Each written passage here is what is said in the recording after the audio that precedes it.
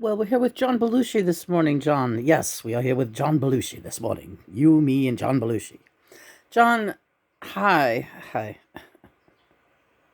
I like this. Okay. I like having morning coffee. It relaxes me. Does it? Compared to all the cocaine I used to do, yes. Morning coffee relaxes me. Right. So, John Belushi came in first thing with the I Ching number, divination number 7. So we're going to read that right now. Upon his request. Good morning, everyone out there. Today's I Ching was number 7, which means organized discipline. Uh, Discipline is symbolized by water under the earth. Oh my God. Yeah. A vital resource that is available but hidden, requiring effort to access. This potential can be drawn upon in times of need. And once it is accessed and applied, great things can be accomplished with some organized discipline. We're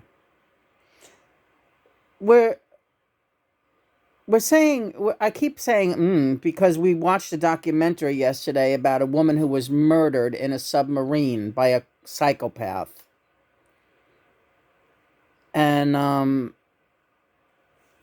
just a moment. Here's a photograph of Kim Wall. I understand that Kim Wall is with us today. You really sprung this on me, John. Yeah. And I know you can handle it.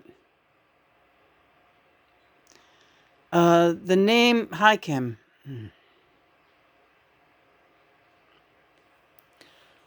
Whoa. John Belushi bringing in Kim Wall. Well, let's just quickly recap the case. This was a case that was tried in Denmark, a Swedish origins for all involved. Peter Marsden, her murderer. He was an entrepreneur, inventor, problematic, eccentric person, but not, he had problems with employers because of his, I guess, his high IQ, and he always thought he knew better, so he became an independent entrepreneur and built rockets and ultimately a submarine, his own submarine. And he was somewhat of a local celebrity. She was a journalist, just starting out, but very accomplished for her age. Can we look quickly? Yes. Kim was 30 years old, wrote for the New York Times, from Sweden, and other publications. She was really up and coming, a very professional and daring young journalist who was just starting to gain a name in all of the big publications for her work as a fearless journalist. I don't want to show a picture of Peter Marsden, her murderer. You don't have to. Unremarkable looking man. Can we? Fine. Here is the face of her murderer, standing next to his submarine. This is the face of the man who greeted her as she got ready to go down in the submarine with him for a 2-hour tour to find out the ins and outs of how one goes about building their own submarine and what it was like to be in a submarine. She was very excited, and she waved goodbye to her fiancé from the shore that day and went down in that submarine with that man.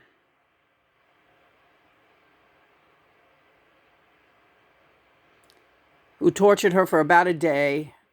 The submarine went missing. The Coast Guards were all looking for it. He was under there with her, ready. He was a complete psychopath.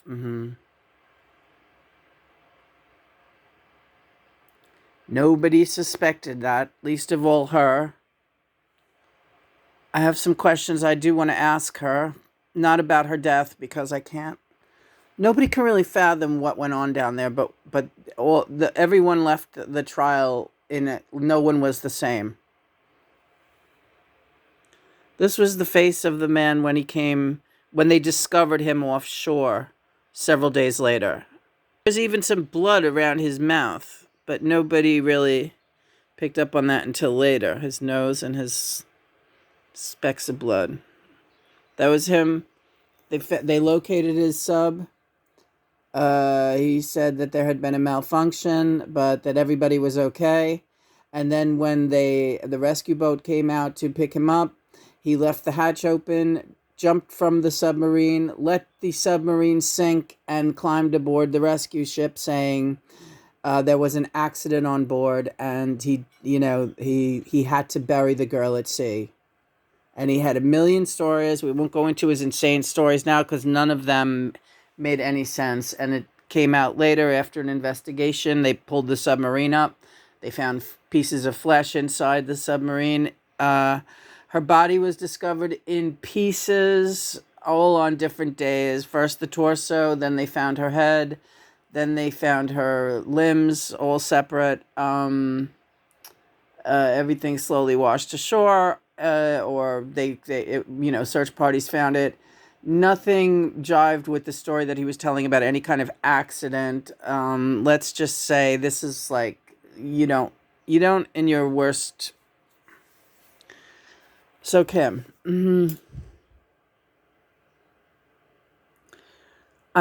you're right, Lena. I didn't do a thorough enough check on him, and it would have been easy enough to do. I was so propelled by the trajectory of my career. Now, I want to make something very clear before Kim goes on.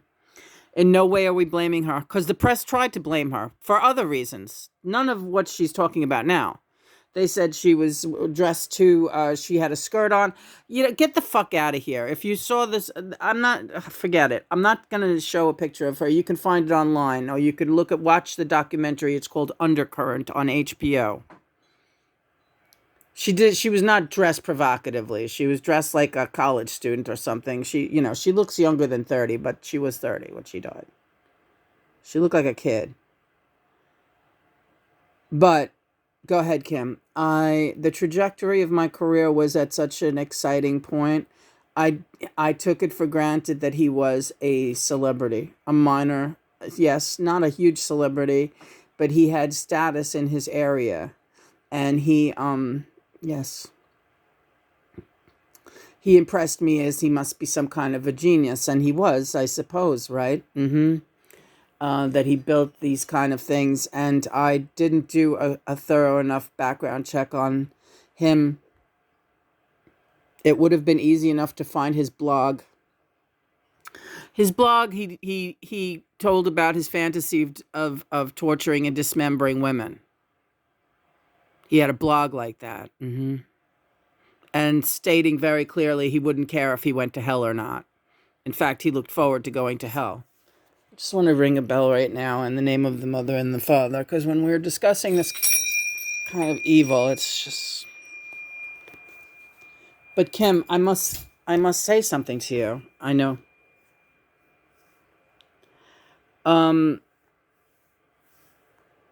When I was watching this with John, and John knew it would be very difficult for me because I have a hard time with documentaries of this nature, especially if it's a young woman. I immediately empathize and try to put myself there. And where you were was not a good place to put myself for 2 hours, much less knowing that it went on much longer than that, and letting my imagination run wild with what this guy was capable of doing once he was really alone and had no chance of anybody stopping him.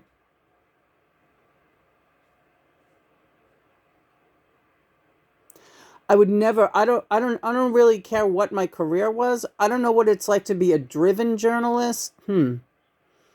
I would not have gone in anybody's submarine by myself with a man that I really didn't know, even if he was famous. That's what I say now. Right. Yes.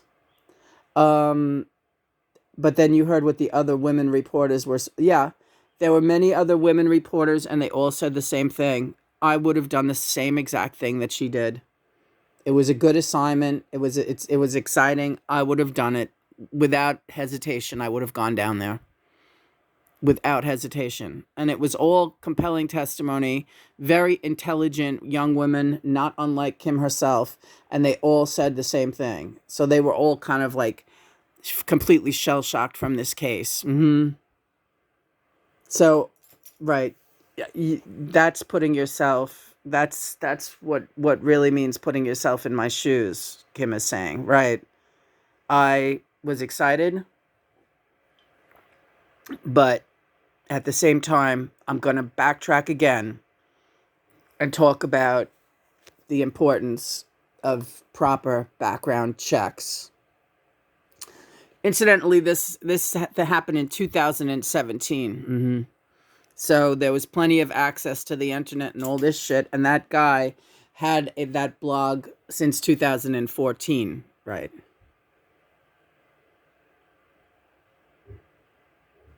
And all of that stuff came up after this case. I'm very sorry that that had to happen to you, or that it happened to you.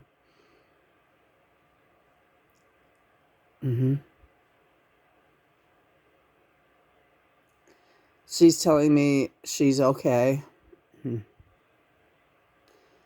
That this was an important lesson for the entire journalistic field, not just women.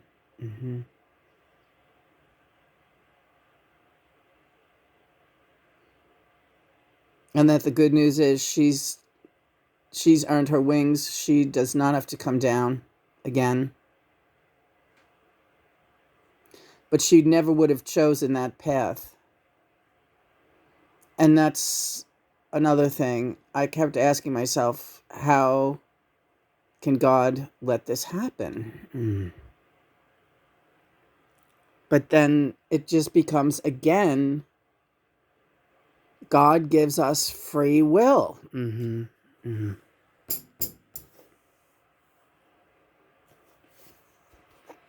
Let's go back to the I Ching. John is saying,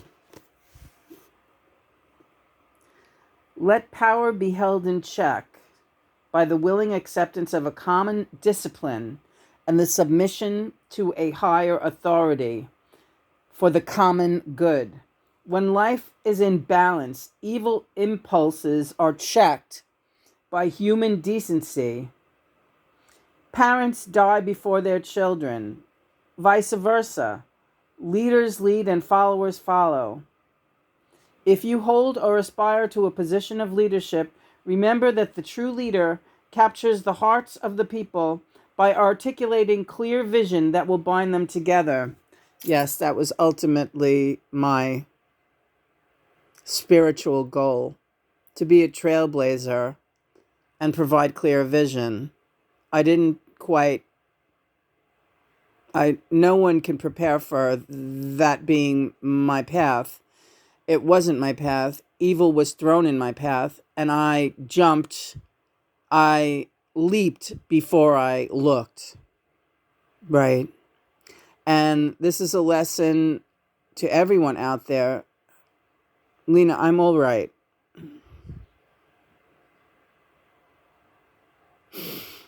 Motherfucker. I know. It's coming his way. You know that it already is. But he is the face of incarnate evil. And his incarnate evil was bred for generations. He had a father who was a Nazi sympathizer and behaved accordingly with his children. So he survived his father, but he was not protected by his mother. You understand this about? Yes, I do.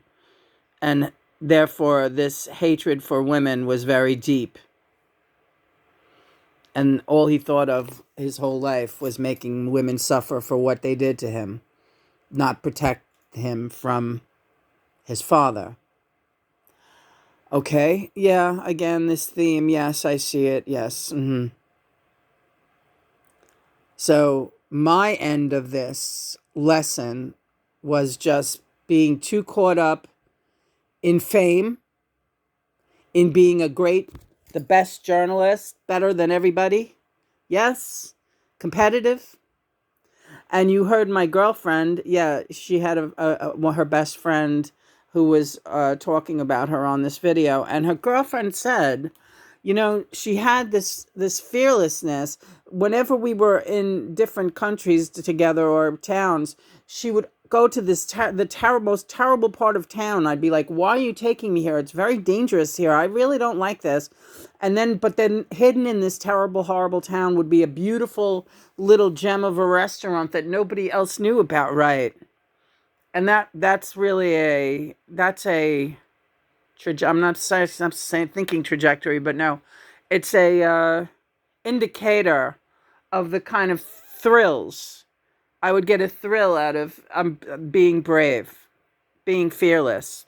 I loved being fearless. My parents were always worried about me. I told everybody I have it in check.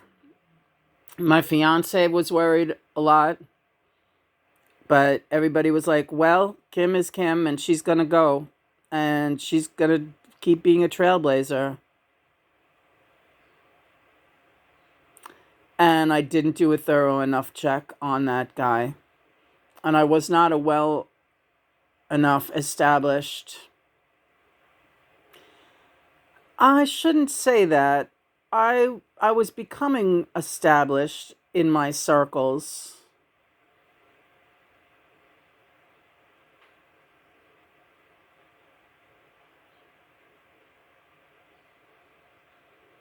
I'm having visions of the inside of that submarine. I will speak on it slightly if you like. How soon immediately, as soon as the hatch was closed. Did you have any intuition beforehand, just as you were talking to him outside of the submarine? No. Just excitement that I was going to go down in the submarine. I mean, and like, didn't have any fear about, like, this is a homemade submarine? Like, my fear, I think my first fear maybe would have been like the safety of a homemade submarine. Again, I don't say it. I did everything wrong. I didn't perpetrate my own demise, but I didn't take care of myself the way, unfortunately, we need to learn to do in this life, because we really just don't know who we're dealing with. I'm so sorry. Yes. I'm sorry mostly for what my family still goes through and all of my friends, because it's so hard for them to know that that's what happened to me.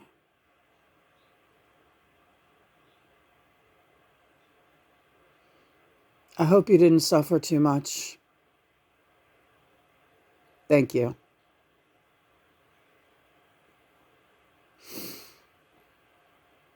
Mother and Father, protect us all from evil.